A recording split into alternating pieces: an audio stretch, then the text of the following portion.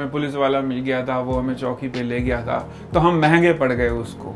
Singer और भी थे उस टाइम पे पंजाब में। चमकीला चमकीला इसलिए बना क्योंकि उसके लिरिक्स डिफरेंट थे। आपने बहुत सारी ऐसी कंपोजिशन सुनी होंगी जो रोमांटिक कंपोजिशन होती हैं, फिर आप कहीं जा रहे होते हैं, उसी पे आपको कोई और नात या माता का भजन सुनाई दे जाता है। एक तरीके का पैटर्न रहा है हमेशा से इम्तियाज़ अली सर की मूवीज के साथ में, एंड आपका बहुत ही पुराना याराना है।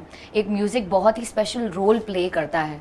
किस तरीके से इस मूवी में भी आपके लिरिक्स का जादू इम्तियाज़ अली सर के सिनेमैटिक एक्सपीरियंस के साथ में अमेलगम हुआ है? एक्सपीरियंस के साथ कुछ शेयर कीजिए ना सर।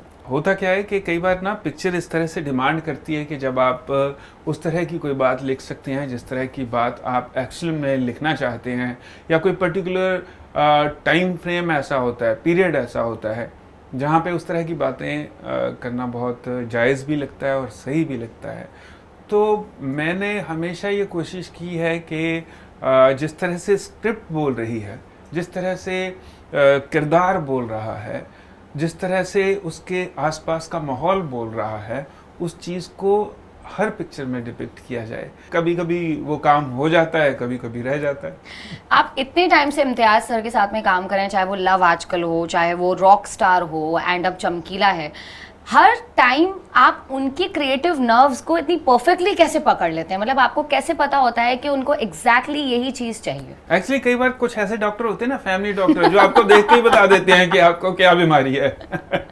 मतलब आप इम्तियाज़ सर के जर्नल फिजिशियन है जो हर बीमारी की दवा अपने साथ में रखते हैं। हाँ, बिल्कुल ऐसा ही है। मतलब होता क्या है कि स्क्रिप्ट अपने आप में किस तरह का दस्तावेज होती है, इस तरह का एक बाइबल होती है जिसको पढ़ के, जिसको देख के, जिसको समझ के आपको पता चल जाता है कि चाहिए क्या है इसको। आपका एसोसिएशन इम्तियाज़ सर के साथ में बहुत पुराना है, बहुत सारा काम आप कर चुके हैं, पर उसके साथ साथ एक पर्सनल किस्सा जो कि हमारी टीम ने डिग अप करके बाहर निकाला, वो ये है कि आप उनके साथ में जेल भी जा चुके हैं।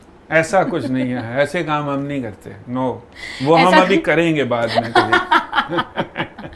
आप जिस बात की बात कर रहे हैं वो बहुत इनिशियल स्टेज की बात थी। वो हम सोचा ना था कि एक डिस्कशन कर रहे थे बीच पे, तो हमें पुलिस वाला मिल गया था, वो हमें चौकी पे ले गया था, फिर बेचारे ने हमें चाय वाय भी पिलाई, तो हम महंगे पड़ गए उसको। चमकीला के ऊपर इतना बढ़िया रिस्पांस मिल रहा है, इनफैक्ट OTT पे हम एक बहुत ही डिफरेंट तरीके की ऑडियंस को केटर कर रहे हैं।